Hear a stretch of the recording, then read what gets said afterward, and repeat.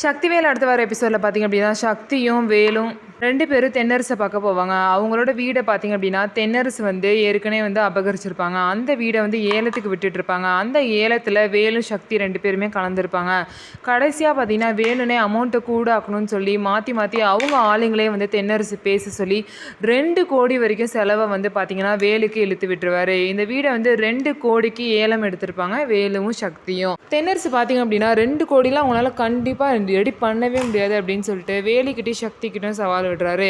ஆனால் எங்களால் முடியும், இந்த வீட்டை மீட்டு காமிக்கிறோம் அப்படின்னு சொல்லிட்டு அவங்களும் தைரியமாக வந்து கிளம்புறாங்க. வீட்டுக்கு போயிட்டு பார்த்தீங்க அப்படின்னா இந்த விஷயத்த சொன்னேனே வேலோட அம்மா வந்து இந்த மாதிரி அந்த வீட்டை வந்து யார் வாங்கினாலும் சரி அந்த வீட்டை எந்த ஒரு ஆல்ட்ரேஷனும் பண்ண வேணாம்னு சொல்லி அந்த வீட்டில் ஒவ்வொரு இதுலையுமே உங்கள் அப்பாவோட உயிர் கலந்துருக்கு அப்படின்னு சொல்கிறாங்க. எனக்கு தெரியுமா, அதனால தான் அந்த வீடை நாங்களே ஏலத்துக்கு எடுத்துட்டோம் 2 கோடிக்கு அப்படின்னு சொல்லி வீட்டில் எல்லாருக்கிட்டையுமே சொல்கிறாங்க.